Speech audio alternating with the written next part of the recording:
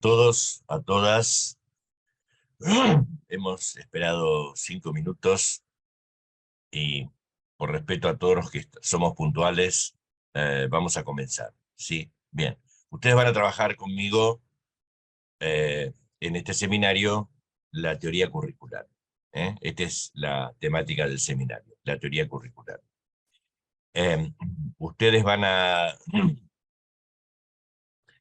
ir viendo cómo yo voy haciendo el desarrollo teórico clase por clase, y a medida que voy planteando alguna temática determinada, luego les pido una actividad. Cada una de esas actividades constituye el trabajo final que debe entregarse en el seminario. Es decir, ustedes no tienen que hacer nada, ninguna de las actividades ahora, sino que son actividades para entregar como evaluación final del seminario. Ni bien termine el seminario, yo les voy a mandar a través de FunPay el PowerPoint con el que he desarrollado mi clase para que ustedes puedan refrescar lo que estoy diciendo, y alguna bibliografía complementaria breve para que ustedes puedan realizar las actividades, complementando lo que van a encontrar en el PowerPoint, más lo que escucharon a partir de lo que yo dije, y puedan realizar sus actividades sin ninguna dificultad. ¿Sí? Bien, entonces no vamos a hacer ninguna actividad ahora, yo las dejo planteadas en el PowerPoint para que ustedes la puedan realizar. Sí vamos a hacer una actividad porque necesito que la hagamos, y ahora cuando la hagamos les voy a explicar el sentido que tiene la actividad y de hacerla ahora mismo, en relación con el desarrollo de la temática. Entonces, vamos a trabajar con la problemática de la teoría curricular. Bien, están viendo la pantalla ustedes, ¿verdad? Sí, señor. Perfecto. Entonces, vamos a comenzar, digamos, este curso que se llama teoría curricular.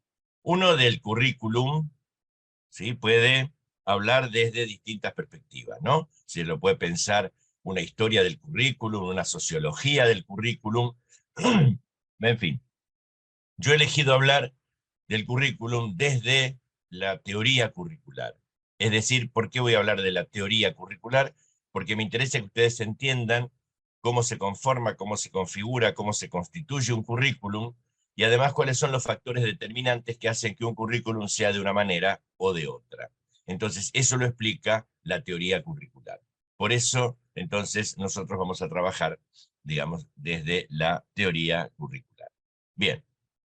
Comienzo con una frase de un escritor colombiano, Premio Nobel de Literatura, Gabriel García Márquez, porque lo que dice García Márquez en realidad es lo que yo pienso acerca de la educación, ¿no? Y por qué tendríamos que pensar un currículum que nos lleve a este camino que él plantea. García Márquez dice: una educación desde la cuna hasta la tumba, inconforme y reflexiva, que nos inspire un nuevo modo de pensar,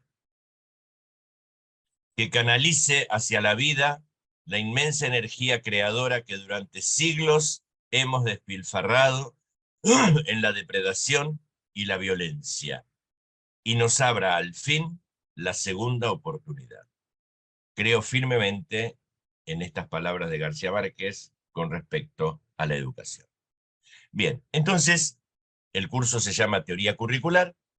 La primera pregunta que nos hacemos es, bueno, ¿y por qué una teoría curricular? ¿Por qué una teoría curricular? ¿Sí? Bien, entonces vamos a empezar, digamos, a desbrozar ese concepto. ¿De dónde viene la palabra teoría? La palabra teoría viene del griego, theorein. ¿Qué significa theorein en griego? Significa observar, contemplar.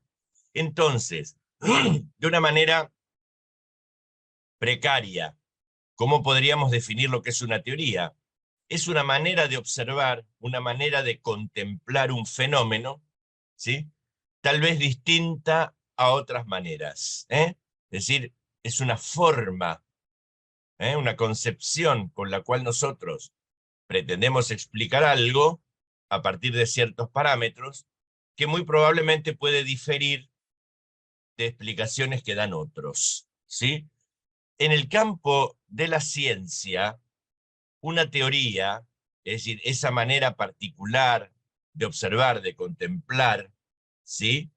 Es, digamos, un esquema conceptual. O sea, desde la ciencia, nosotros a través de un esquema conceptual podemos explicar un fenómeno, ¿no? Que nos permite ese esquema conceptual explicar de manera completa, de manera bien fundada, con el respaldo de evidencias, algunos aspectos de la realidad.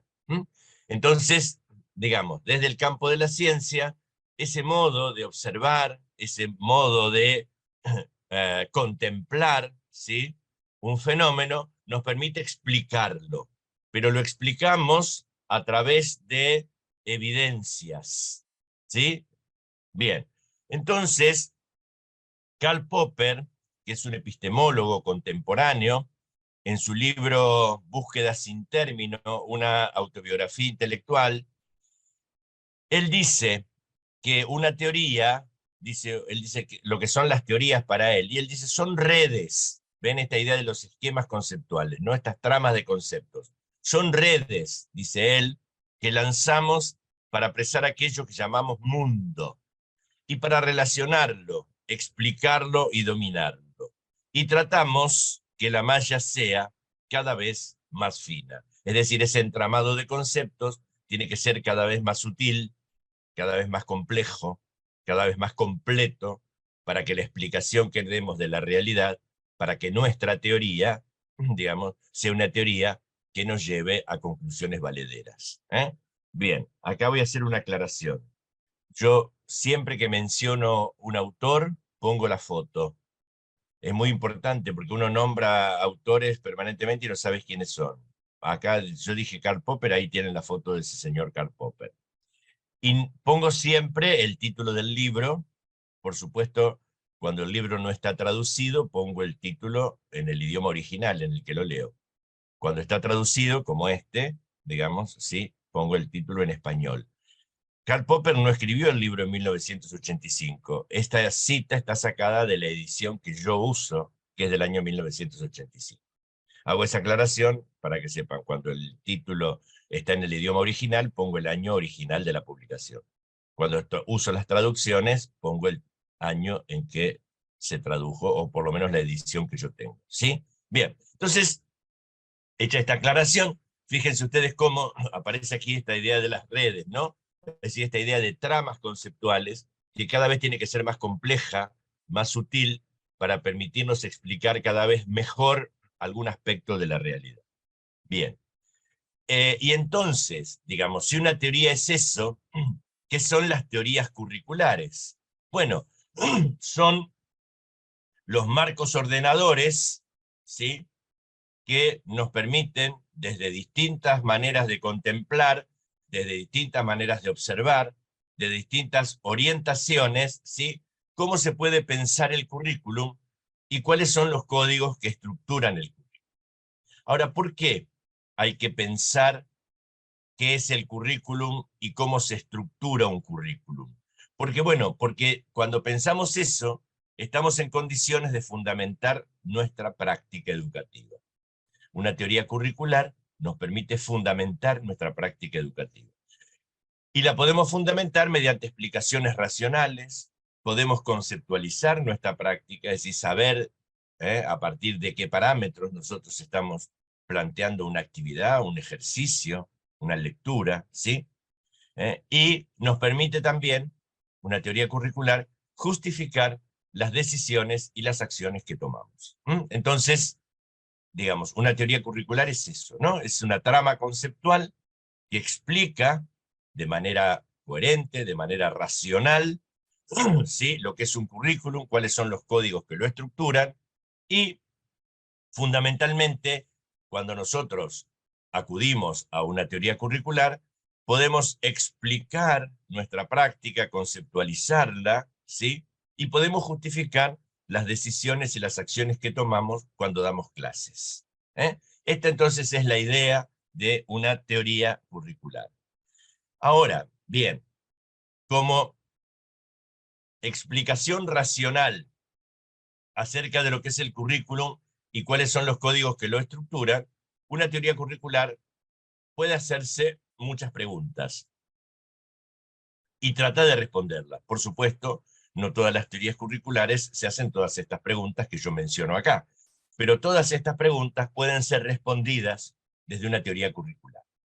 Entonces, una pregunta que puede hacerse una teoría curricular es, ¿qué conocimientos y experiencias educativas son más valiosas para llevar adelante el currículum? ¿Qué relación existe entre los conocimientos encarnados en los currículos formales y los encargados de ponerlos en la práctica? ¿Qué tipo de relaciones educativas y sociales son necesarias o deseables para facilitar la experiencia curricular? ¿En qué modo los contextos más amplios, es decir, las instituciones, el sistema político, ¿sí?, la sociedad, afectan las experiencias que los estudiantes tienen con el currículo?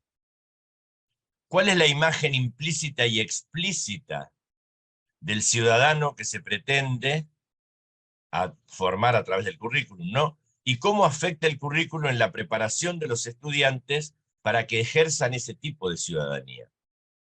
¿Por qué es mejor el currículum A que el B? ¿Por qué se deben adoptar tales o cuales acciones? Etcétera. Y a ustedes se les pueden ocurrir otra serie de preguntas que la teoría curricular puede responder. Pero en general, las teorías curriculares tratan de responder algunas de estas preguntas. ¿Sí? Bien. Cleaver, entonces, Herbert Cleaver, que es un pedagogo, tiene un artículo que se llama Teoría del Currículum, póngame un ejemplo, que está en este libro, que ahí tiene la foto del libro, que se llama La enseñanza, su teoría y su práctica. Y Cleaver, entonces, dice, resumiendo lo que yo acabo de decir, que la teoría curricular tiene que responder a 4 cuestiones. La primera es, ¿por qué debemos enseñar esto en lugar de lo otro? ¿Sí? ¿Por qué estos contenidos y no otros contenidos? ¿Quién tiene que tener acceso a qué conocimiento? ¿Qué reglas deben guiar la enseñanza de lo que se ha seleccionado? ¿Cómo se deben interrelacionar las distintas partes del currículum para lograr un conjunto coherente? ¿Ven? Ahí Cleaver dice, bueno, una teoría curricular tendría que responder a estas preguntas. ¿Sí? Bien. Entonces yo les voy a proponer una actividad que es la actividad número 1, que por supuesto no la van a realizar ahora, porque no tienen el material, es para entregar, digamos, como evaluación final. ¿Sí? Hay varias actividades, esta es la 1, en donde yo les pido que expliquen, o sea, que amplíen, que desarrollen esta afirmación que está acá, que dice que la teoría curricular se ocupa de justificar la enseñanza intencional y por ello planificada de alguna manera. Para poder ampliar esta afirmación, para poder explicarla, ustedes pueden tomar como base lo que yo acabo de decir, que lo van a tener en el PowerPoint, pero también les acerco un texto que es de un pedagogo brasileño, Tomás Tadeu da Silva. El texto se llama Documentos de Identidad, una introducción a las teorías del currículo. Y entonces les pido que lean el párrafo 1, que es parágrafo, perdón, 1, que es la introducción, que son 4 paginitas. Es decir, que con esas 4 páginas del texto de Da Silva y con lo que yo acabo de decir, ustedes van a estar en condiciones de explicar esta afirmación que yo pongo ahí. La teoría curricular se ocupa de justificar la enseñanza intencional y por ello planificada de alguna manera. Bien. Ustedes me van siguiendo las diapositivas, ¿no? Se las van viendo, ¿sí? Perfecto. Bien. Dicho esto, entonces, ahora, definida lo que es una teoría curricular, vamos a ocuparnos del objeto de estudio de esa teoría. El objeto de estudio de esa teoría es el currículum.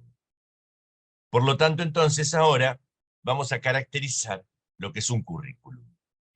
O sea, ¿qué entendemos por currículum? Bien. Miren, el término currículum viene del latín, ¿sí? Es un término derivado del verbo curro, currere. ¿Qué significa currere en latín? Significa correr, recorrer, ir deprisa. Entonces, etimológicamente, la palabra currículum refiere a un recorrido que alguien ha realizado, ¿sí? Etimológicamente, el currículum, ¿sí?, es un recorrido que alguien ha realizado. Por eso, nosotros usamos la expresión curriculum vitae, es decir, el recorrido realizado a lo largo de la vida. ¿Y qué consignamos nosotros? ¿Qué dejamos sentado nosotros en nuestro currículum vitae?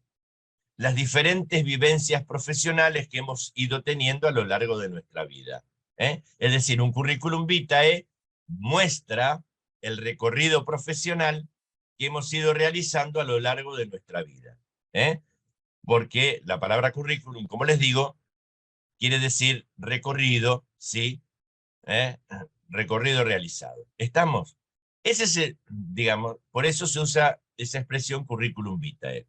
Ahora bien, en educación, el término currículum va a adquirir otros sentidos, ¿sí?, distintos a esta idea de currículum vitae, porque en el campo de la educación, el término currículum es un término polisémico. ¿Qué quiere decir que es un término polisémico? Quiere decir que es una palabra que está asociada a una pluralidad y a una heterogeneidad de significados. ¿Por qué? Porque hay distintas teorías curriculares.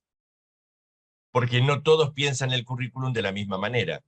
Entonces, como hay distintos enfoques o distintas perspectivas acerca de qué es un currículum, cómo se diseña, cuál es la finalidad del currículum, cuáles son sus presupuestos, ¿sí?, entonces tenemos distintas teorías curriculares. Por eso, cuando hablamos de currículum, no todos nos referimos a ese objeto de conocimiento de la misma manera.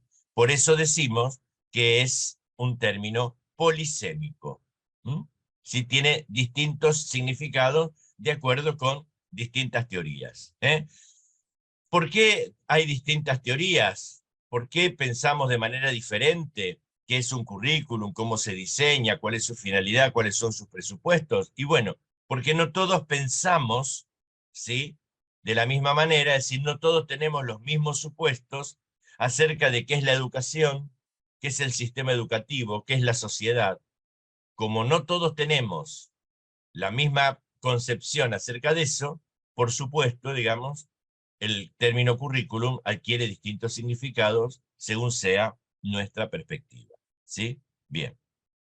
Por eso Philip Jackson, en un libro que no está traducido, Handbook of Research on Curriculum, del año 1996, él va a decir claramente eso. Él va a decir, no existe una definición universal e inmutable de currículum, pues cada una sirve a los intereses de quienes la enuncian. ¿Ven? Es decir, como tenemos distintas perspectivas, distintas concepciones acerca de la sociedad, el sistema educativo, el ciudadano que queremos formar, no hay una definición universal e inmutable de currículum, porque cada definición que demos va a responder a los intereses que tenemos, ¿sí? Entonces, sigue diciendo Jackson, todas esas definiciones, ¿no?, si parten de argumentos. Las estructuras teóricas, alojadas en las distintas definiciones, intentan persuadirnos del valor de mirar algo de una manera particular y de usar luego una palabra o frase para representar esa percepción. Todo lo que podemos hacer es ofrecer argumentos razonados en apoyo de una definición sobre otra. Acá hay una explicación de por qué hay distintas teorías curriculares y por qué no hay una definición universal de currículum, por qué no todos estamos de acuerdo con lo que el currículum es. ¿Sí? Bien. Y ahora entonces quiero hacer algunas precisiones etimológicas y ortográficas. Primero, la palabra latina curriculum en singular no lleva tilde, no lleva acento. Los latinos no usaban acentos. Tampoco el plural. El plural de curriculum, si van a usar el término latino, es curricula. los latinos no pluralizaban en ese. Había distintas maneras de manifestar el plural en latín. Los sustantivos neutros, terminados en de segunda declinación, tienen su plural en a. Entonces yo digo el currículum, los currícula. No van a decir los currículums, porque eso es una burrada. No existe el término currículums. ¿Sí? Bien. Ahora, yo puedo usar el término en castellano, puedo usar el término en español. Entonces, el término en español es currículo. Y ahí sí, le pongo tilde porque es una palabra esdrújula. ¿Sí? Y el plural, por supuesto, es con S, porque en español pluralizamos en S, los currículos. Y ahí ambas palabras son con tilde. Por eso es un error hablar de la currícula, aunque está muy generalizado el término. ¿Por qué? Porque currícula es el término latino plural y la es un determinante femenino singular.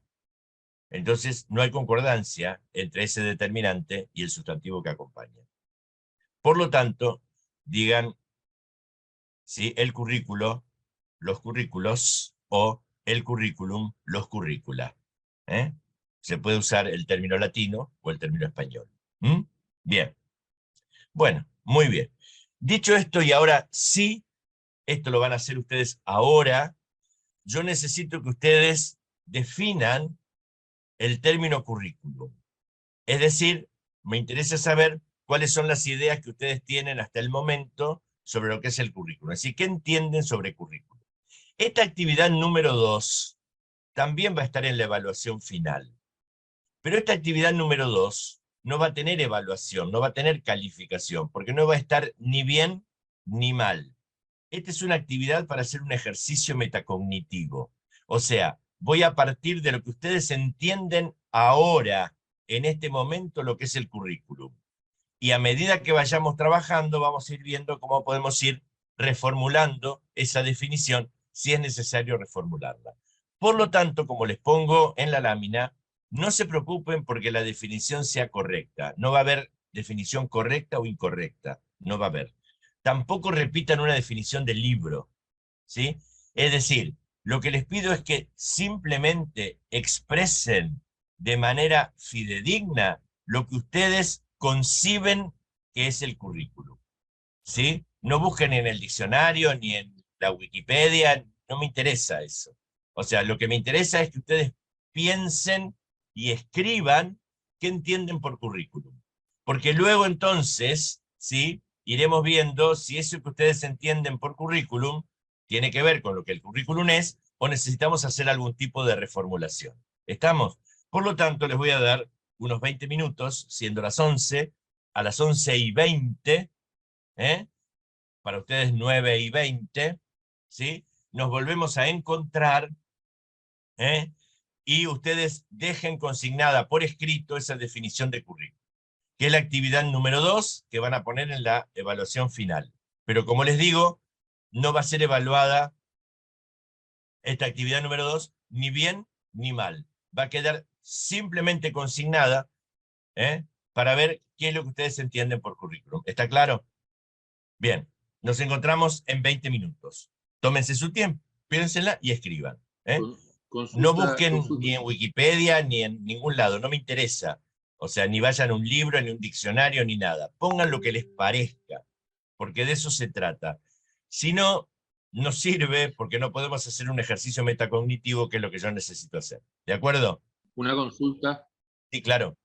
¿dónde la consignamos ahora? No, la tienen para ustedes. Ya, la tenemos para nosotros. La tienen Perfecto. para ustedes, no, no se preocupen. Ya. Bueno, entonces ahora vamos a empezar a definir el currículum. Lo primero que les voy a plantear es que tenemos que concebir el currículum como una producción cultural, como una construcción social y como un campo de prácticas discursivas. ¿Sí? Esa producción cultural, esa construcción social y ese campo de prácticas discursivas, lo que hace es una propuesta de organización de los intereses y de las prácticas educativas. Ahora voy a explicar por qué digo que el currículum es una producción cultural, es una construcción social y es un campo de prácticas discursivas. Es una producción cultural porque no se trata de un concepto abstracto. O sea, la idea de currículum no es la misma en los países occidentales que en los países orientales, por ejemplo, ¿verdad? Es decir, ¿por qué no lo es? Porque como producción cultural que es el currículum, en él están implicados conocimientos, valores, creencias, costumbres, hábitos, ¿sí? A partir de los cuales se define lo que es el deber ser de la educación. Digo, el deber ser de la educación para las escuelas japonesas no es el mismo que para las escuelas argentinas o para las escuelas ecuatorianas o para las escuelas inglesas, ¿sí? Es decir, que se trata de una construcción cultural justamente, digamos, porque se define, se modela el currículum de acuerdo con los intereses y con las formas de vida de los sectores sociales dominantes o hegemónicos, que son los que hacen el currículum, ¿sí? ¿Sí? Los que llegan al gobierno, de última son los que llegan al currículum, y bueno, y esos intereses y formas de vida de los sectores hegemónicos surgen en circunstancias históricas determinadas. Entonces, digamos, el currículum no es un concepto abstracto, no es un concepto que esté ajeno al devenir cultural de una sociedad. ¿Sí? Bien. Por eso, José Jimeno Sacristán, en este libro que se llama El currículum, una reflexión sobre la práctica, dice justamente algo acerca del currículum como una construcción cultural o como una producción cultural. Él dice, el currículum es una opción cultural. Dice, es el proyecto que quiere convertirse en la cultura contenido del sistema educativo para un nivel escolar o para un centro concreto. La propia esencia de lo que se entiende como currículum implica la idea de cultura organizada por ciertos criterios para la escuela. Es decir, no es inocente, ¿sí?, la selección de contenidos. No es inocente la propuesta de estrategias de enseñanza que se plantea en un determinado currículum, ¿verdad? Es decir, implica la idea de cultura organizada por ciertos criterios para la escuela. ¿Quién organiza esa cultura? ¿Quién hace el currículum? ¿Mm? Bien. ¿Por qué decimos que es una construcción social? Bueno, porque se define en términos políticos. El currículum se define en términos políticos. ¿Sí? Es decir, en tanto nosotros tenemos ciertas creencias acerca de cómo debe formarse un ciudadano, cómo tiene que interactuar en la sociedad, cómo debería comportarse en el mundo, digamos, ¿sí? Estamos planteando un modelo de sociedad. Y cuando nosotros sostenemos que el currículum, digamos, ¿sí?, implica educar para la construcción de la ciudadanía, estamos pensando en una construcción social determinada, es decir, tampoco es neutro, ¿sí? Por eso, Ivor Goodson, en este libro que se llama Historia del Currículum, la construcción social de las disciplinas escolares, él va a decir, el currículum es un artefacto social. Dice, concebido y hecho para propósitos humanos deliberados, que sintetiza el proyecto político-educativo de una sociedad, más que de una sociedad hay que decir de los grupos dominantes de una sociedad, ¿no?, en un momento histórico determinado. El currículum designa así el contenido a enseñar en las escuelas e instaura principios de legitimidad de las formas culturales privilegiadas. Es decir, de alguna manera se piensa en un modelo de sociedad y en un modelo de ciudadano cuando nosotros elaboramos currículum. Bien. Ahora, Emilio Tenti, en un texto que se llama Sociología de la Educación, Tenti es un pedagogo argentino, él dice, el reconocimiento de la arbitrariedad de la cultura y del programa escolar, fíjense qué interesante esto porque él habla de la arbitrariedad de la cultura escolar, ¿no? Digo, ¿por qué en ciencias sociales se enseñan ciertos contenidos y no otros? ¿Por qué en biología se enseñan ciertos contenidos y no otros? ¿Por qué se enseña un determinado tipo de física y no otra? Bueno, eso es la arbitrariedad de la cultura y del programa escolar, ¿no? Dice él, es un concepto límite que obliga a encontrar una explicación a preguntas tales como las siguientes. ¿Por qué se enseñan determinados contenidos culturales en vez de otros? ¿Por qué antes se enseñaba A y luego se reemplazó por B? ¿Quiénes definen el currículum? ¿Con qué criterios? ¿Por qué? Más allá de las discusiones pedagógicas y didácticas, decidir qué se enseña es una cuestión prioritariamente social y política. Por eso el currículum es una construcción social, ya que tiene implicaciones que trascienden la cuestión escolar. ¿Sí? Bien. Y también decimos que es un campo de prácticas discursivas el currículum. ¿Por qué? Y bueno, porque pone en circulación una cantidad de discursos verbales con los que se trata de definir y describir el currículum, ¿no? Digo, ahora aparece en el campo curricular un término que está muy de moda, que es el de competencias, que hasta hace unos años no existía, digamos, ¿sí? Es decir, es un campo de prácticas discursivas, es el currículum, digamos, ¿sí? ¿Cómo se manifiesta? Se manifiesta a través del lenguaje, a través del discurso. Bueno, los términos que se van usando, digamos, tienen que ver con estas cuestiones, ¿no? Bueno, y digo, y esos discursos, ¿sí? Esos términos que se van empleando tienen la función de persuadir de la bondad y de la oportunidad de la propuesta, al tiempo que inducen a que se lo ponga en práctica, ¿verdad? Entonces decimos, es una construcción cultural, una construcción social y un campo de prácticas discursivas.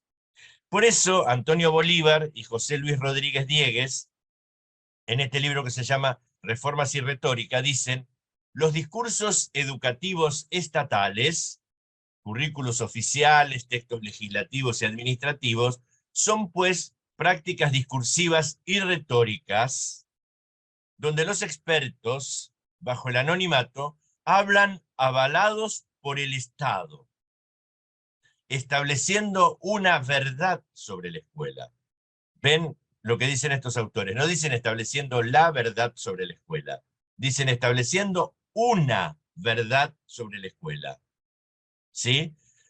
Bien, y Henri Giroux, este pedagogo norteamericano, en Los profesores como intelectuales, dice justamente algo parecido, porque él dice, el discurso curricular está íntimamente relacionado con formas de pensamiento y prácticas sociales que legitiman y reproducen formas particulares de vida social. Es decir, no es inocente el vocabulario, la terminología, los conceptos que se usan en el discurso curricular. No es inocente. O sea, tiene que ver con legitimar ciertas formas de pensamiento y prácticas sociales, ¿sí? Que tienden a legitimar formas particulares de vida social. Dice, en ese sentido, el currículum aparece como un discurso teórico que convierte la dimensión política en un hecho pedagógico. ¿Ven? Esta es una cuestión importantísima, ¿no? Porque cuando se habla de la cuestión del adoctrinamiento o no adoctrinamiento, digamos, ¿sí? A través de la escuela, en realidad siempre hay algún adoctrinamiento, para un lado o para otro. Digamos, es imposible que no lo haya, ¿sí? Nos guste o no nos guste el tipo de adoctrinamiento que plantea la escuela es otra cosa, pero no podemos escapar a eso.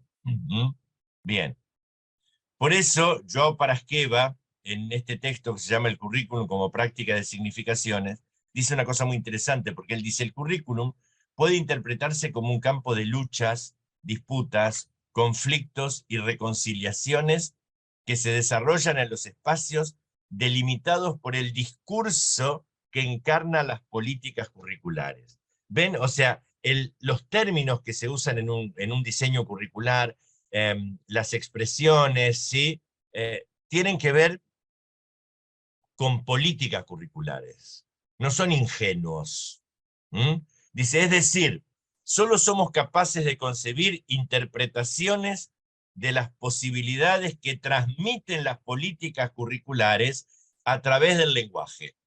Los conceptos y el vocabulario en los que se nos da el discurso. ¿Sí? Es decir, ahora está de moda el término currículum por competencias.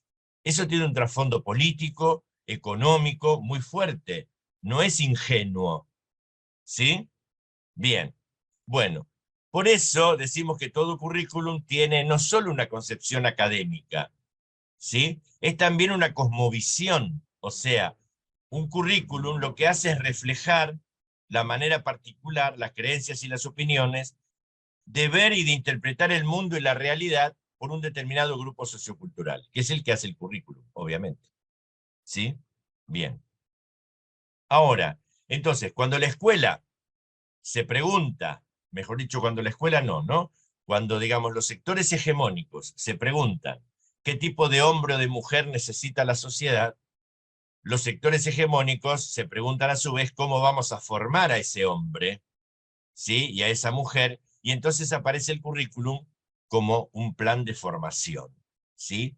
Es decir, es un constructo que está vinculado con procesos de selección, organización, distribución y transmisión de contenidos que se realizan en los sistemas educativos, pero también, digamos, el currículum es un modo de regular las prácticas de enseñanza y la experiencia formativa de los estudiantes. ¿Sí? Bien. Bueno, esto ya lo dije, ya lo dije. Bien, ahora, María Esther Aguirre, en este libro que se llama El currículum universitario, digamos, tiene un artículo que se llama De una propuesta curricular llamada Didáctica Magna. Y ella allí dice una cosa muy interesante, y es que el currículum se desarrolla en el contexto de la escolarización. Si no hubiera sistema educativo, no habría currículum. Dice, no se da en el aire. Se asienta, se modela en una estructura determinada que es el espacio escolar y en lo que expresa una sociedad en un lugar y en un tiempo específicos.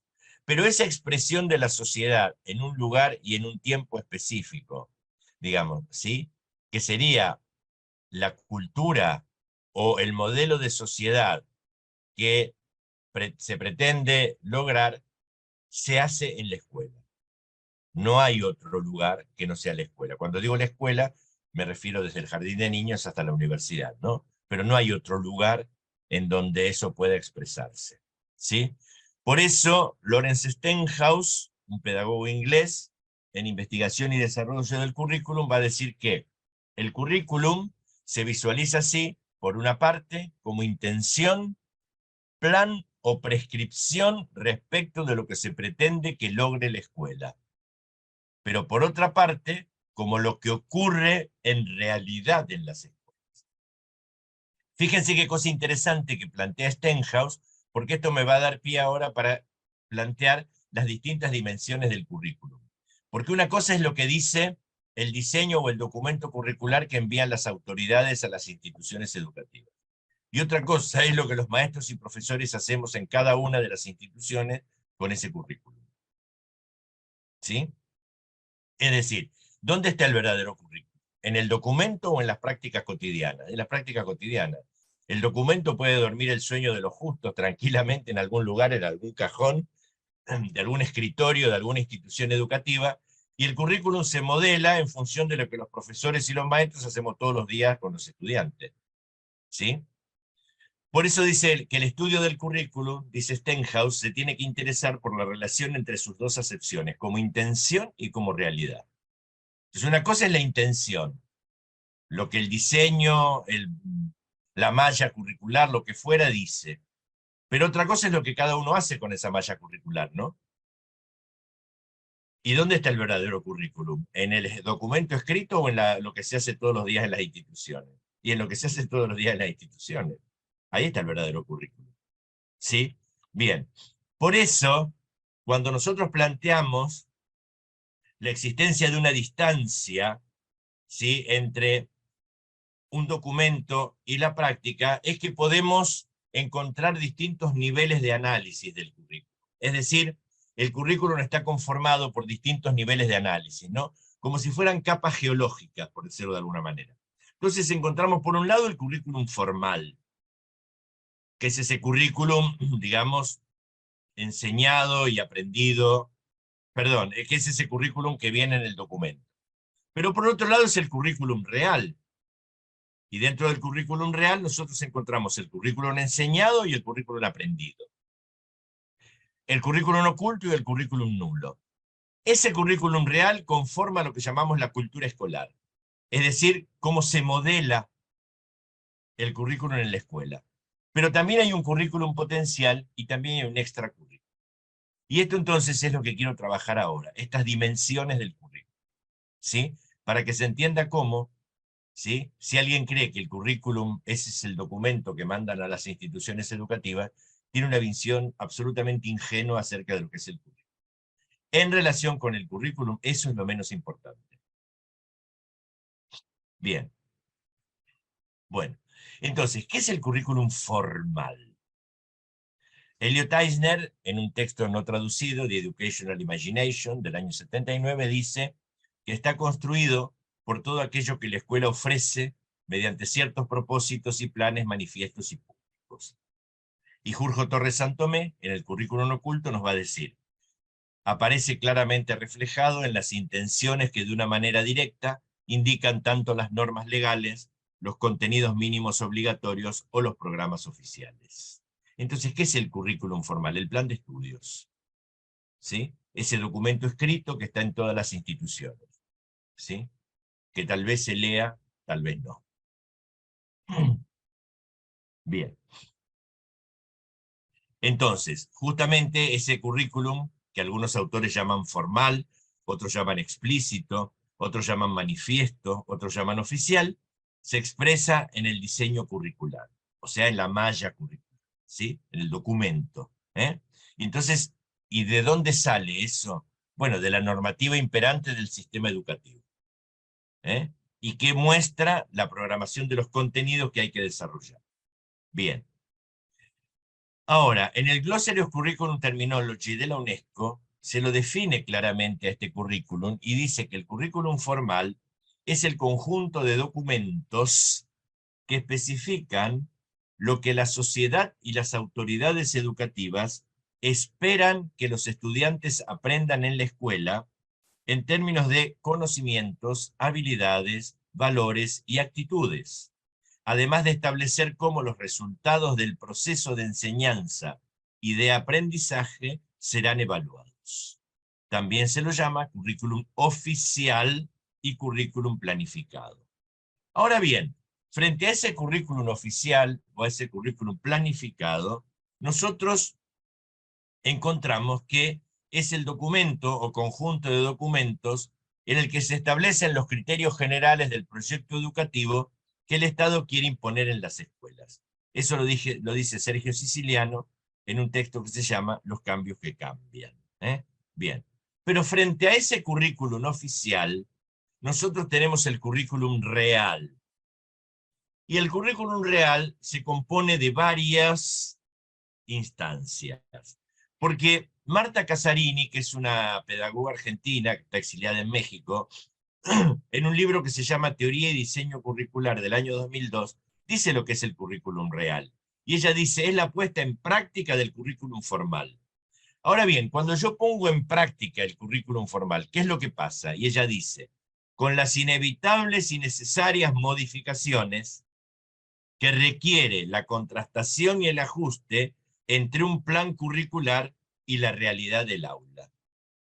¿Sí?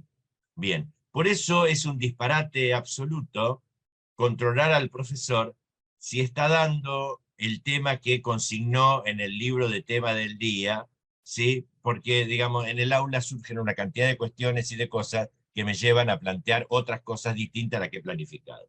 Entonces, digamos, ese control que se hace sobre si estoy dando el tema que realmente planifiqué es un absurdo, ¿sí? Es un disparate atómico, digamos. Bien. Y Jimeno Sacristán, en el texto del currículum, una reflexión sobre la práctica, dice, el profesor es un agente activo en el desarrollo curricular, un modelador de los contenidos que se imparten y de los códigos que estructuran esos contenidos, condicionando con ello toda la gama de aprendizajes de los alumnos. ¿Quiere decir esto de que yo soy un modelador de los contenidos y de los códigos que estructuran los contenidos? Miren, A ver, yo tengo el diseño curricular, la malla curricular, donde sé que tengo que dar tal tema. Pero yo ese tema lo doy en 3 clases. Otro profesor lo da en 5 clases. Otro profesor lo da en 1 clase. Otro profesor dice esto vale la pena para 5 minutos y ya está. Pero a su vez, digamos, ese mismo tema yo lo doy con cierto tipo de actividades, el otro profesor lo da con otro tipo de actividades, el otro profesor lo da con otro tipo de actividades. Es decir, que nosotros como maestros y como profesores modelamos el currículum en función de una cantidad de circunstancias, de quiénes son los estudiantes, del contexto donde estamos trabajando, etc. Es decir, que suponer que el currículum que se lleva adelante en las instituciones educativas es una réplica fiel del diseño o de la malla curricular, es un disparate. No tiene sentido. ¿Sí? Bien. Por eso, Philippe Renou, ¿sí?, en La construcción del éxito del fracaso escolar, dice: la cultura que debe ser concretamente enseñada y evaluada en clase solo queda encauzada por el currículum formal, es decir, solamente es un referente, digamos, solo proporciona la trama a partir de la cual los maestros elaboran un tejido compacto de nociones, esquemas, informaciones, métodos, códigos, reglas que tratan de inculcar. Para pasar de la trama al tejido, el maestro lleva a cabo un trabajo permanente de reinvención, explicitación, ilustración, reformulación y concreción del currículum formal. ¿Por qué ocurre eso? Perrenú lo sigue diciendo, porque él dice: así como de una cultura y una memoria, el maestro dispone de esquemas generadores de contenidos nuevos, de ejemplos, problemas, ilustraciones, explicaciones, ejercicios. Esos esquemas que forman parte de su hábito profesional están también anclados en su relación personal con la cultura, el mundo y la lengua. Es decir, todos los maestros somos portadores de ideología. Por lo tanto, organizamos el contenido de lo que damos, planteamos ciertas actividades, ponemos ciertos ejemplos en función de lo que pensamos acerca de lo que es el mundo. ¿Sí? Bien. Bueno, esto no importa. Esto no importa. Ahora, en ese currículum real, nosotros podemos distinguir, ¿sí?, el currículum que se llama impartido o enseñado y el currículum asimilado o aprendido. ¿Por qué esta diferencia? Porque miren, el currículum enseñado, ¿sí?, es el modo como ese currículum formal ha sido modelizado por la práctica de los docentes. ¿Sí? Pero el currículum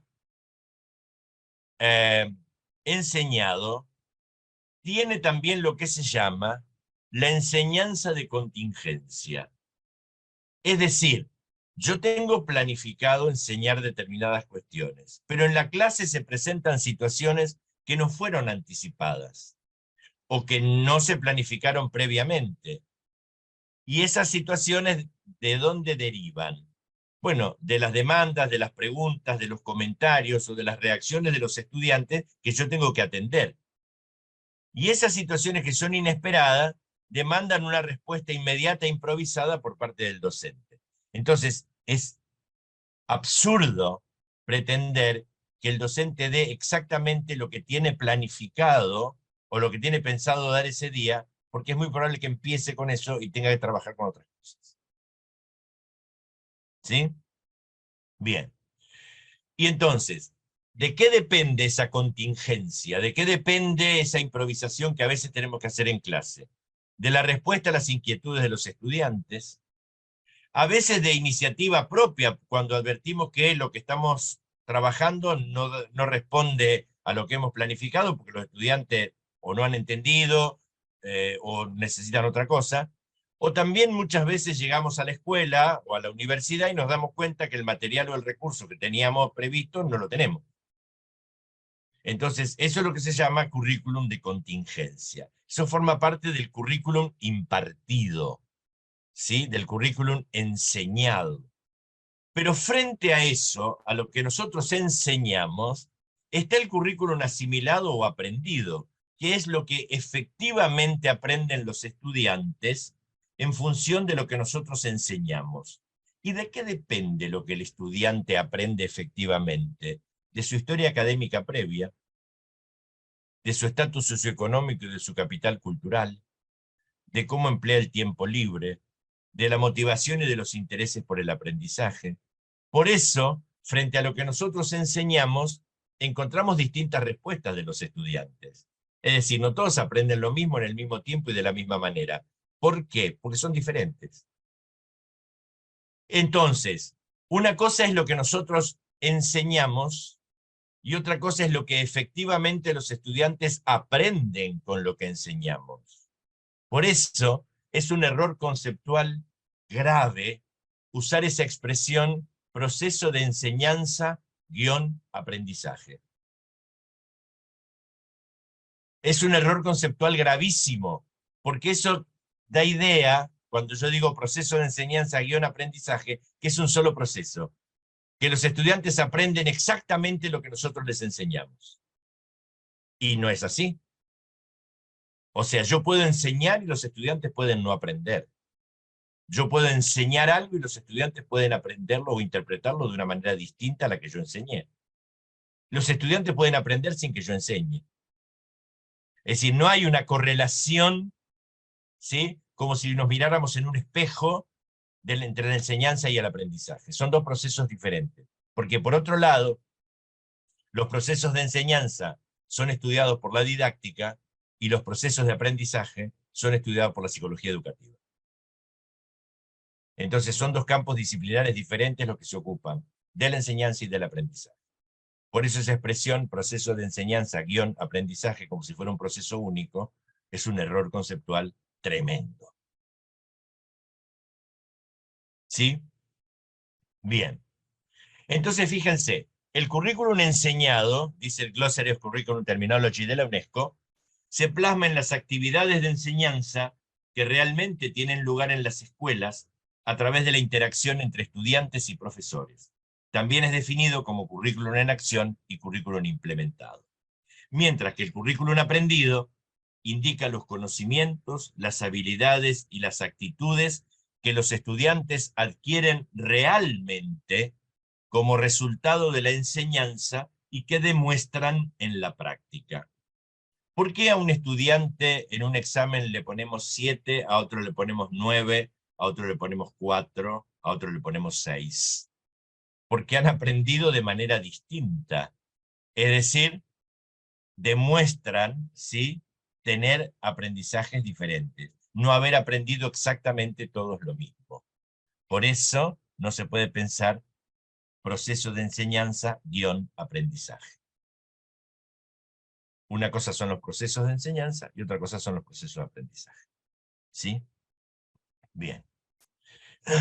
Pero fíjense, lo que el alumno aprende en la escuela, vamos ahora a otra dimensión que es el currículum oculto. ¿Sí? Hasta ahora nosotros vimos currículum formal, currículum real. Dentro del currículum real vimos lo enseñado y lo aprendido. Pero dentro de lo real también está esto que se llama currículum oculto.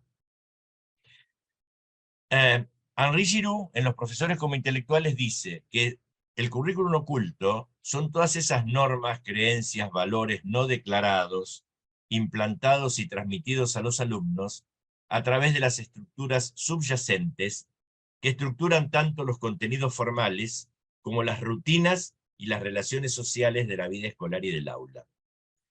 Y Antonio Bolívar, en Educar en Valores, una educación de la ciudadanía, dice: todo centro escolar es una organización particular con una cultura moral propia, en el sentido de que provee a sus miembros de un marco referencial para interpretar y actuar como conjunto de significados compartidos. Entonces, ¿qué es el currículum oculto? Son todas esas normas, esos valores, esas formas de relacionarse, ¿sí?, que se aprenden, sin duda, pero que no están explícitas, no están en un programa de estudio. Es decir, ¿qué es lo primero que aprendieron ustedes cuando ingresaron en la universidad? ¿Qué es lo primero que aprendieron? A sobrevivir. Lo primero que uno aprende cuando llega a una institución es a estar en la institución, a sobrevivir en la institución. Uno tiene que aprender a saber con quién tiene que manejarse y decir tal cosa, a quién tiene que decirle esto, pero no decirle esto a esta otra persona, ¿sí? Cómo presentarle un examen a un profesor, cómo presentarle otro examen a otra profesora. Esos son todos aprendizajes que uno hace, pero que no están, nadie en su programa de estudio dice eso. Eso es currículum oculto, porque son aprendizajes que se realizan pero no son explícitos. ¿Sí? Bien. Por eso Philip Jackson, en La vida en las aulas, dice, lo que el alumno aprende en la escuela no es solo lo que aparece en los documentos curriculares, sino algo más complejo.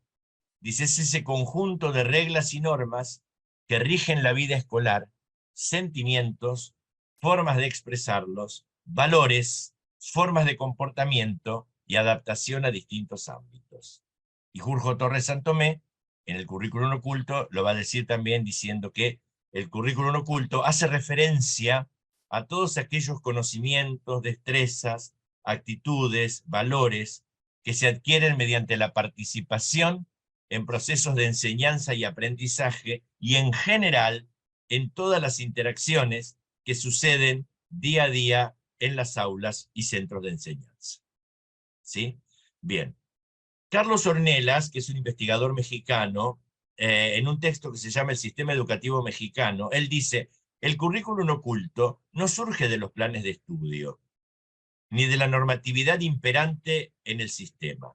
Dice, sino que es una derivación de ciertas prácticas institucionales que son tal vez más efectivas para la reproducción de conductas, actitudes y también de conocimientos. Es decir, este currículum oculto son aprendizajes subliminales.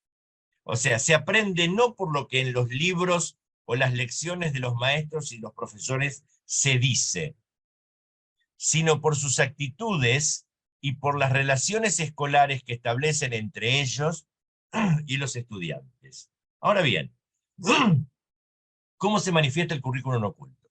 A través de los contenidos, pero también a través de las relaciones sociales que se establecen en las escuelas. Y voy a poner un ejemplo. Digamos, a través de los contenidos, el sistema educativo entrega distintas representaciones, visiones e interpretaciones del conocimiento escolar. Muchas veces, tal como se presenta el contenido, implica sesgos, prejuicios, discriminaciones, estereotipos, ¿sí? Bajo los cuales subyacen determinadas orientaciones ideológicas. Y aunque no se diga explícitamente, se aprende. Pongo un ejemplo. Fíjense, este es un libro para aprender a leer y escribir que se usaba hace muchos años en la República Argentina. ¿Qué es lo que está explícito acá? Las palabras que los niños tienen que aprender a escribir. ¿Cuáles son las palabras? Dice, Elena es una niña muy bonita y muy querida. Lava, cocina, plancha, cose, barre, estudia. Y todo lo hace con gusto y alegría. ¿Qué se aprende explícitamente a escribir estas palabras? ¿Pero qué se está enseñando implícitamente ahí? El lugar que la mujer tiene en la sociedad. ¿Ven? Eso también se aprende. O sea, ¿qué aprenden los niños? Que las mujeres tienen que estar para lavar, para cocinar, para planchar, para coser, para barrer. Listo. No hay vuelta. ¿Lo ven? Otro ejemplo. También un libro para aprender a leer y escribir. Papá y mamá. Papá se despide, el nene lo saluda con la manita, mamá vuelve a sus tareas. Mamá limpia, mamá cocina, mamá cose. Mamá quiere a sus hijos. ¿Cuánto trabajo hace mamá? ¿Qué se aprende explícitamente? Bueno, a leer y escribir estas palabras. Pero implícitamente, ¿qué se aprende? Que el lugar del hombre es el trabajo fuera de la casa y que el lugar de la mujer es el lugar de adentro de la casa. La mujer está para limpiar, para cocinar, para coser. ¿Ven? Digamos, ¿está dicho eso? No, no está dicho. Pero está. Eso es currículum oculto. Esos son estereotipos, ¿sí? Prejuicios que se transmiten a través de lo que enseñamos y de cómo lo enseñamos. ¿Eh? Bien. Por eso, las tareas que asignan los libros a hombres y mujeres, las representaciones a través de las imágenes, los ejemplos en los que aparecen actuaciones, los papeles que unos y otras desempeñan, la situación fuera del hogar, son algunos de los indicadores a través de los cuales se muestran los estereotipos de género. Y eso se inculca desde bien tempranito, porque estos son libros para enseñar a leer y escribir cuando los niños ingresan a la escolaridad. Es decir, desde bien chiquititos ya le estamos diciendo, ¿sí? Aunque no se lo decimos explícitamente, obviamente. ¿Se entiende? Bien. Ahora bien, fíjense lo que dice John Eggleston, un sociólogo de la educación inglés, en su libro Sociología del Currículo Escolar. Eggleston dice, podría sostenerse que el propósito del currículo de matemática consiste no solamente en permitir que los alumnos aprendan esa materia, sino en lograr que algunos de ellos comprendan que no pueden aprenderla y lleguen a adquirir el respeto debido hacia quienes sí pueden hacerlo, los docentes y los alumnos más capaces, destinados a ocupar un estatus ocupacional superior. ¿Sí? Bien.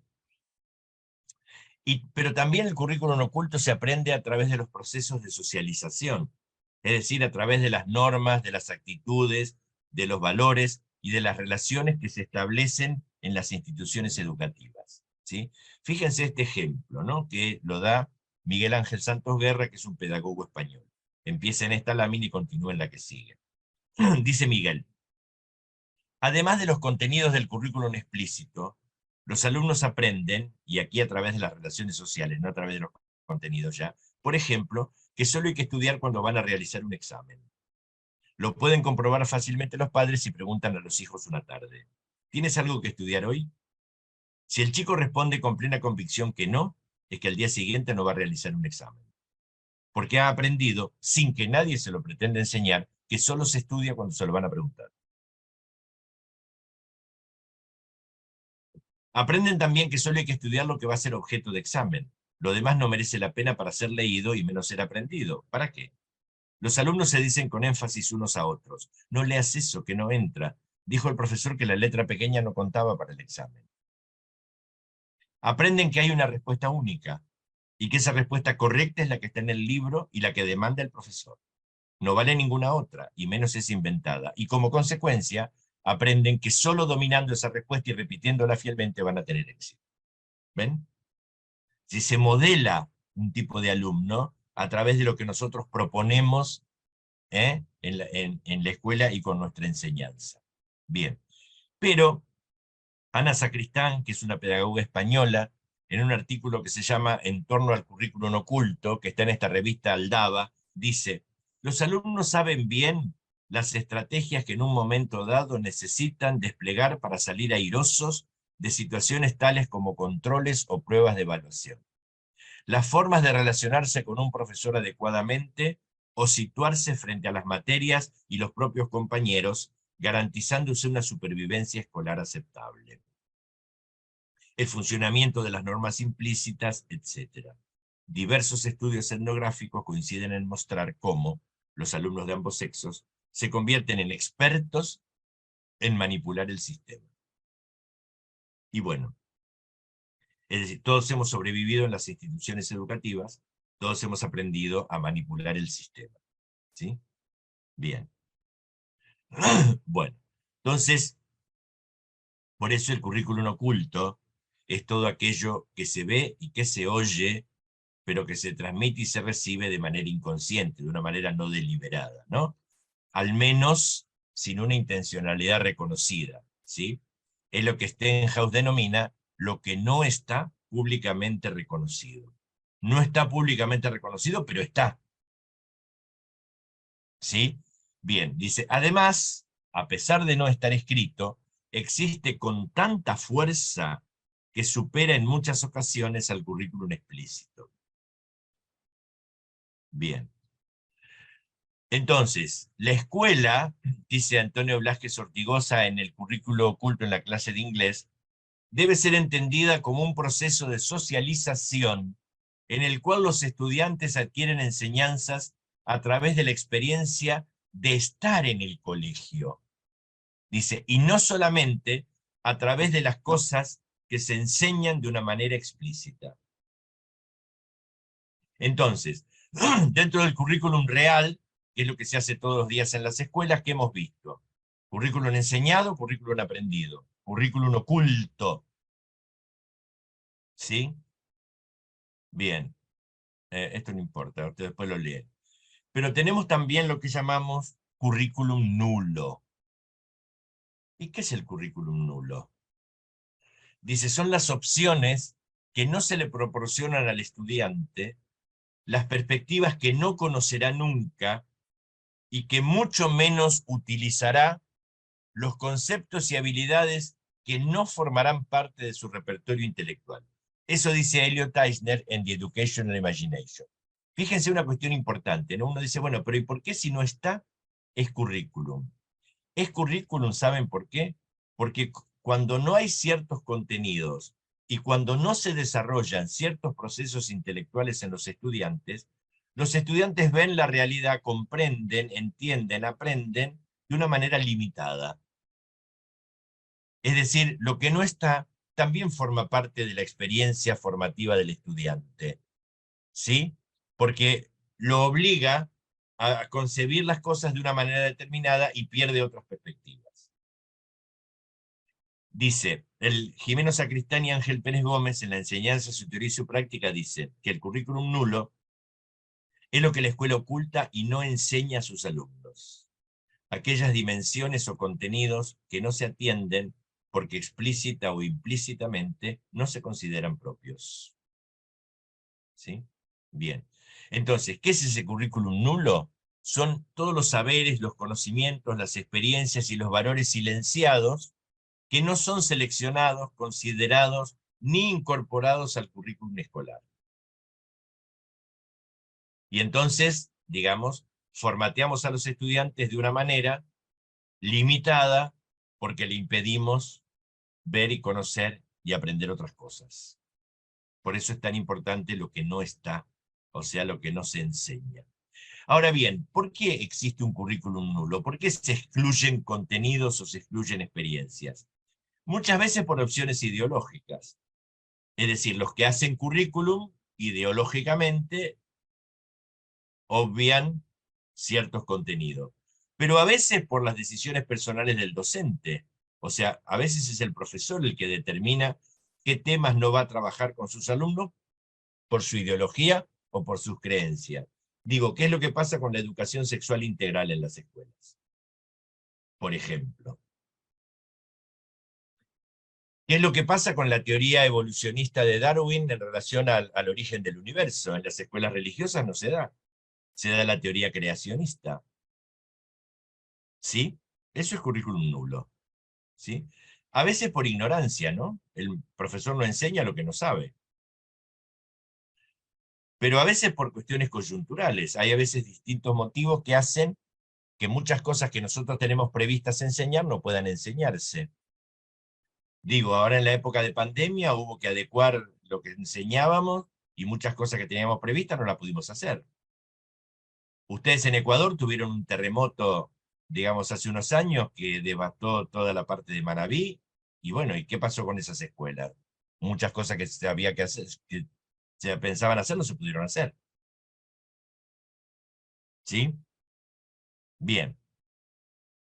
Entonces, esa ausencia de conjuntos de saberes va a tener consecuencias en la estructuración del pensamiento de los estudiantes. Esto es muy importante, ¿no? Esta idea de la estructuración del pensamiento de los estudiantes, ¿sí?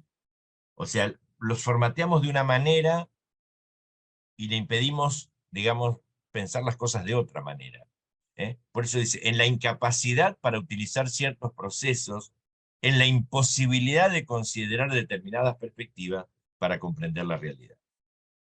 Elliot Eisner, en The Educational Imagination, va a decir, mi tesis es que lo que las escuelas no enseñan puede ser tan importante como lo que enseñan. Sostengo esta posición porque la ignorancia no es simplemente un vacío neutral, sino que tiene efectos importantes en el tipo de opciones que uno es capaz de considerar. en las alternativas que uno puede examinar y en las perspectivas desde las cuales se puede ver una situación o problema. Bien, y entonces aparece aquí el concepto de cultura escolar, que está conformada ¿por qué? Bueno, por el currículum formal, pero también, digamos, cómo ese currículum formal es traducido por el currículum real a través del currículum enseñado y aprendido, el currículum contingente, el currículum oculto y el currículum nulo. Todo eso conforma la cultura escolar, ¿sí? Por eso, Antonio Viñao, en Sistemas Educativos, Culturas Escolares y Reformas, Continuidades y Cambios, va a decir que la cultura escolar es un conjunto de teorías, ideas, principios, normas, pautas, rituales, inercias, hábitos y prácticas.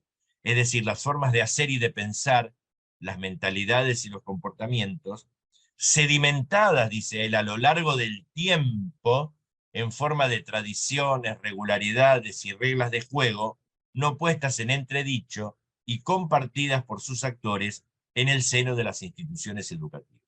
Entonces, lo que enseñamos, cómo lo que enseñamos explícitamente, lo que enseñamos implícitamente, lo que no enseñamos, el tipo de relaciones que proponemos a nuestros estudiantes, conforman la cultura escolar. ¿Sí? Es decir, el currículum se manifiesta en lo que llamamos la cultura escolar. Bueno, esto después ustedes lo leen, lo tienen. Por eso, dos autores norteamericanos, David Tayak y Larry Kavan, en un texto que se llama En busca de la utopía, un siglo de reformas de las escuelas públicas, va a decir que la cultura escolar es definida como la gramática escolar. Y él dice que esa gramática escolar es ese conjunto de tradiciones y regularidades institucionales sedimentadas a lo largo del tiempo, transmitidas de generación en generación por maestros y profesores, que se materializan en reglas y supuestos, modos de pensar y hacer compartidos que no se cuestionan. Bien, esto después ustedes lo leen, porque tiene que ver con la cultura escolar. Y luego de esto tenemos lo que se llama el currículum potencial. ¿Qué es el currículum potencial? Claudia Alsina, en un texto que se llama Mañana será otro día, un reto matemático llamado Futuro, lo define con mucha claridad. Él dice, el currículum potencial queda determinado en publicaciones docentes, libros de texto, materiales, etc. Y siendo enormemente respetuoso con el currículum oficial, desarrolla el mismo desde un punto de vista teórico y práctico. ¿Qué sería ese currículum potencial entonces? Ese currículum potencial está conformado por todos los materiales, los libros de texto, las revistas, las publicaciones, las investigaciones, que están a la mano del docente, pero que están como en la nube, por decirlo de alguna manera, ¿no? Por eso se llama currículum potencial. Es decir, puede formar parte del currículum. ¿Cuándo llega a formar parte? Cuando el profesor lo elige. Cuando el profesor elige un determinado texto, un determinado documento, un determinado material, un determinado recurso educativo, eso deja de ser potencial para formar parte del currículum real. Pero siempre hay un cúmulo de recursos, de instrumentos, de materiales, ¿sí?, que están dando vueltas y que están a la mano de los maestros, que forman parte de lo que se llama el currículum potencial. Por eso decimos, en los materiales curriculares, sea un libro de texto, un video didáctico o un programa multimedia, subyace una propuesta concreta de implementación de proyecto curricular, de acuerdo con el tipo de información que brinda, su retórica, la rigidez o la flexibilidad de su estructura y su especificidad. Es decir, estos son portadores de modelos implícitos de puesta en práctica del currículum en el aula, que se hacen explícito cuando lo elegimos y los ponemos en práctica, ¿verdad? Pero si no, conforman un currículum potencial. Pero también existe lo que se llama un extracurrículum. Todos sabemos lo que son las actividades extracurriculares que aparecen en las instituciones educativas. Algunas dan ajedrez, otras teatro, etcétera, ¿no? Bien. Pero hay una cosa más importante que eso con respecto al extracurrículum, y es que hay toda una experiencia cultural difusa que no está planificada y que son aprendizajes que se realizan en el contexto. Los estudiantes vienen a nuestras instituciones con cosas que han aprendido en la familia, con cosas que han aprendido en el trabajo, con cosas que han aprendido en los medios de comunicación, con cosas que han aprendido en Internet. Y eso provoca un aprendizaje continuo y un aprendizaje espontáneo que se hace por fuera de la institución educativa y que muchas veces, digamos, sí, es contrario o contradice u obtura lo que pretendemos enseñar, porque esos aprendizajes lo han realizado de manera osmótica, de manera inconsciente. Y entonces, digamos, cuando pretendemos enseñar algo, lo que pretendemos enseñarles queda filtrado por ese currículum, ¿sí?, contextual, caótico, que provee la familia, el trabajo, los medios de comunicación, los clubes, las iglesias, etcétera, ¿no? Si todo eso forma parte del extracurrículo. Pero también, cuando hablamos del currículum, digamos, tenemos que hablar de una articulación de prácticas diversas. Porque también dentro del currículum, y cómo se modela el currículum, entra la formación de los profesores y de los maestros. Según cómo los maestros son formados, será cómo van a enseñar. Pero también las normas institucionales forman parte del currículum, ¿no? O sea, en ciertas instituciones hay unas normas que no existen en otras. Eso también forma parte del currículum. Por eso decimos que el currículum es una articulación de prácticas diversas. Y María Esther Aguirre Lora, en un texto muy interesante que se llama El currículum escolar, invención de la modernidad, ella va a decir que el currículum, digamos, dice, el currículum, sin lugar a dudas, constituye una de las piedras angulares de la vida académica, dice ella, el nudo que amarra diversas realidades que tocan a la escuela desde el interior de su propia dialéctica y desde el exterior de las demandas que proceden de diversos sectores de la vida social más amplia. Y Decke Walker, en un texto no traducido, Fundamentals of Curriculum, va a decir, los fenómenos curriculares incluyen todas aquellas actividades e iniciativas a través de las que el currículum es planificado, creado, adoptado, presentado, experimentado, criticado, atacado, defendido y evaluado, así como todos aquellos objetos materiales que lo configuran, como son los libros de texto, los aparatos y equipos, los planes y las guías del profesor, etc. Y María Cristina Davini, en un texto que se llama Métodos de enseñanza, didáctica general para maestros y profesores, María Cristina Davini es una pedagoga argentina, dice, comúnmente el currículum es asociado a planes y programas de estudio. Eso es lo que yo acabo de enunciar como currículum formal. Pero vieron ustedes que hay todo un cúmulo más de cosas que componen el currículum. Está el currículum real, formado por lo enseñado, lo aprendido, lo contingente, lo oculto, lo nulo. Pero también está el currículum potencial y también está el currículum nulo. ¿Sí? Digamos, por eso dice, comúnmente el currículum es asociado a planes y programas de estudio, dice ella, pero en realidad su concepto incluye mucho más. Abarca desde los planes y programas que seleccionan y organizan la transmisión del conocimiento en las escuelas, academias y universidades, las condiciones organizativas y materiales de las instituciones que facilitan o dificultan dicha transmisión, el ambiente y los recursos de enseñanza y las prácticas que se desarrollan en la enseñanza a través de la acción de los profesores. Como ven ustedes, pensar que el currículum es esa malla curricular o es ese documento escrito, es una visión ingenua acerca de lo que es el currículum, porque el currículum abarca todas estas dimensiones, ¿sí? O sea, cuando uno estudia el currículum, tiene que estudiar todas estas dimensiones. Bien. Y finalmente, Cecilia Braslaski, una investigadora argentina, en el Glossary Curriculum Terminology de la UNESCO, lo define con muchísima claridad, porque ella dice, podemos decir que el currículo define los fundamentos y contenidos de la educación, su secuencia en relación a la cantidad de tiempo disponible para las experiencias de aprendizaje, las características de las instituciones de enseñanza, las características de las experiencias educativas, en particular desde la perspectiva de las metodologías que habrán de emplearse, los recursos para el aprendizaje y la enseñanza, como por ejemplo los libros de texto y las nuevas tecnologías de la información y la comunicación, la evaluación y el perfil de los docentes. Fíjese entonces, digamos, la amplitud que implica el concepto de currículum. Por eso, lo que les voy a pedir como actividad número 3, no ahora, sino al final, es que tomen esa primera definición de currículum y la reformulen si necesitan reformularla en función de lo que yo acabo de decir, pero también a través de dos textos muy breves, de dos fragmentos muy breves que yo extraje de un texto de Jimeno Sacristán y de un texto de María Teresa Vela. Y con esto cerramos el trabajo de hoy. Pero antes de irnos, yo les voy a pedir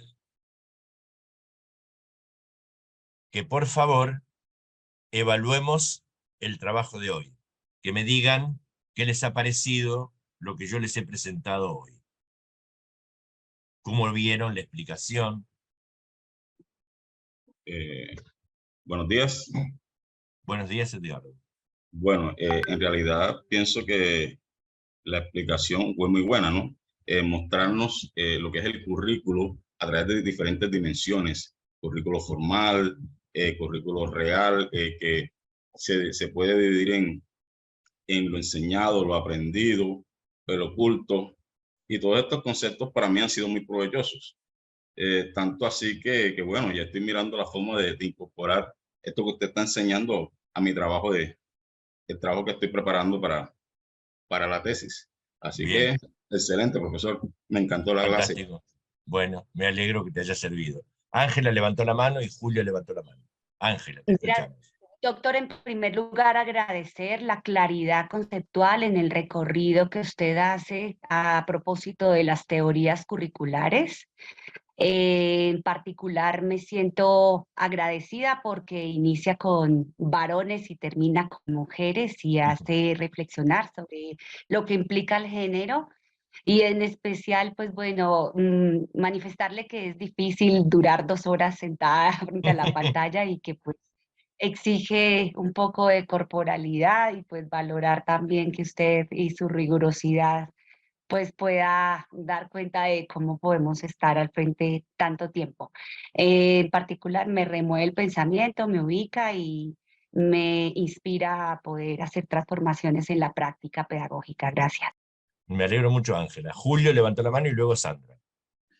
Bueno, primero que todo agradecer este recorrido, como dice la compañera anterior, sobre distintas miradas. Ahora, reafirman muchas de estas lo que yo escribí un poco y siento sobre este currículum.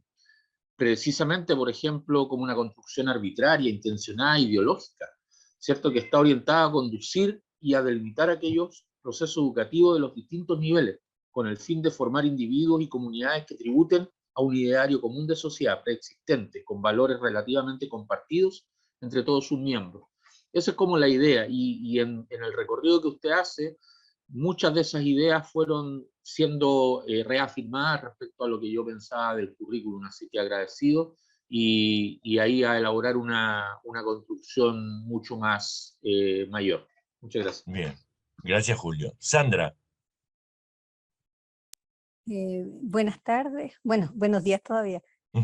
Agradecer como también esta ampliación del concepto de currículum, me hizo mucho sentido, también lo vinculé con mi investigación y un trabajo de un curso de literacia crítica que yo desarrollo con un grupo de estudiantes, donde efectivamente trabajamos sobre recursos que se utilizan las educadoras o maestras infantiles con las niñeces, donde se van imponiendo ciertas ideas, como por ejemplo lo vinculé con estos materiales para aprender a leer y escribir, donde se imponen creencias de género o masculinidades, varios, incluso también sobre,